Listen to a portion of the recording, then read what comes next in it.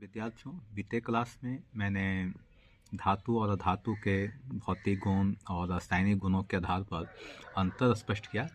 आज जो आपको टॉपिक्स बता रहा हूँ वह है आयनिक यौगिक अर्थात आयनिक कंपाउंड। तो सबसे पहला बात यह है कि आयनिक यौगिक हम कहते किसे हैं।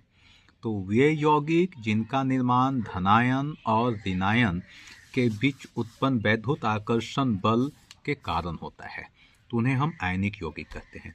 ये आयन सामान्यतः धातु और अधातु के बीच इलेक्ट्रॉनों के स्थानांतरण से बनते हैं। अब जानिए आयनिक यौगिकों का निर्माण कैसे होता है।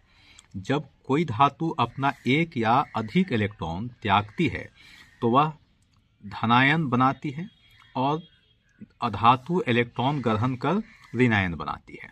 उदाहरण के रूप में समझिए, जैसे सोडियम क्लोराइड लिया तो सोडियम क्लोराइड NaCl, Na में Na एक इलेक्ट्रॉन त्याग दिया यानी माइनस चार्ज हो गई, तो सोडियम के ऊपर पॉजिटिव चार्ज हो गया। इसी तरह से क्लोरीन एक इलेक्ट्रॉन ले लिया तो क्लोरीन के ऊपर नेगेटिव चार्ज हो गया, अर्थात सोडियम पर पॉजिटिव और क्लोरीन पर नेगेटिव चार्जेज है, जो इनके बीच में आकर्षण बल से क्या बना, NaCl बनता है।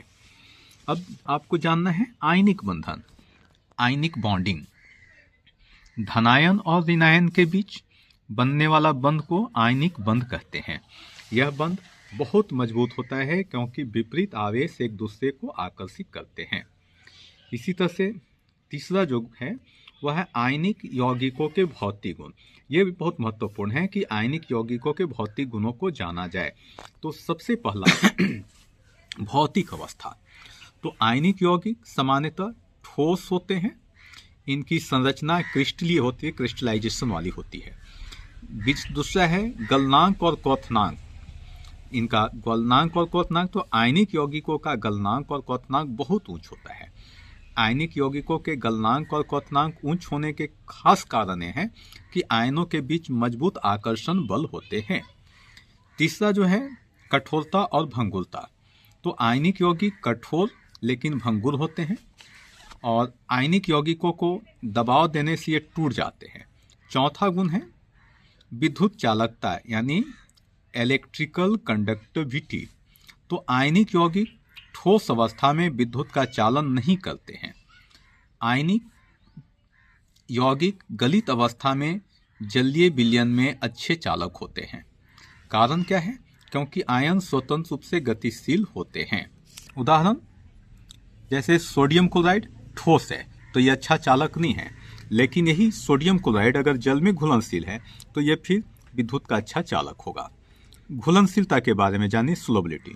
तो अधिकांशतः आयनिक यौगिक जो है जल में घुलनशील होते हैं, जबकि कार्बनिक विलायकों में जैसे पेट्रोलियम, केरोसिन, इनमें अघुलनशील होते हैं। अब छठा जो है वह है रासायनिक गुण।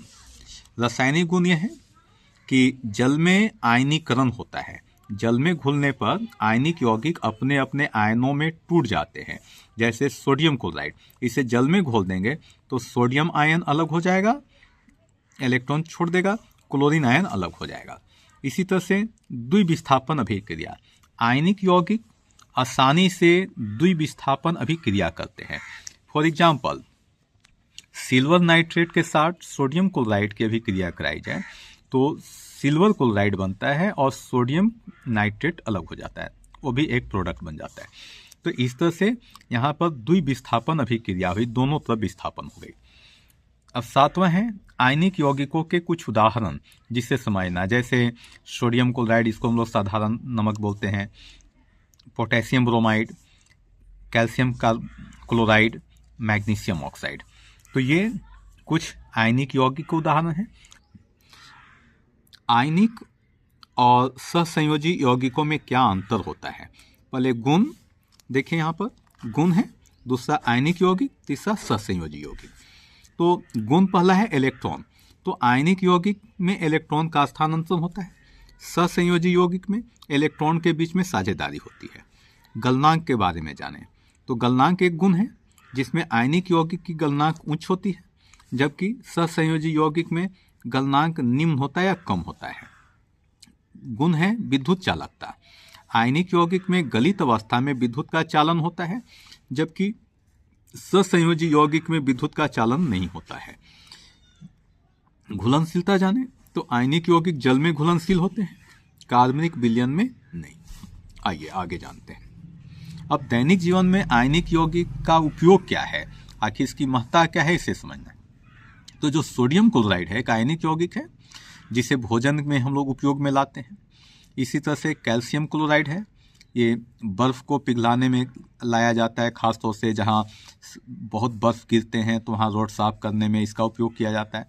उसी प्रकार से पोटेशियम नाइट्रेट है, इसे उर्वरक बनाने में रॉ मटेरियल के रूप में उपयोग में लाया जाता है। सोडियम हाइड्रोक्साइड है, इसका उपयोग साबुन बनाने में, कागज़ के उद्योग में कागज़ बनाने में इसका उपयोग किया जाता है। तो ये कुछ महत्वपूर्ण गुण थे और अंतर थे और उपयोग था आयनिक यौगिक का। तो आज के लिए इतना ही। धन्यवाद।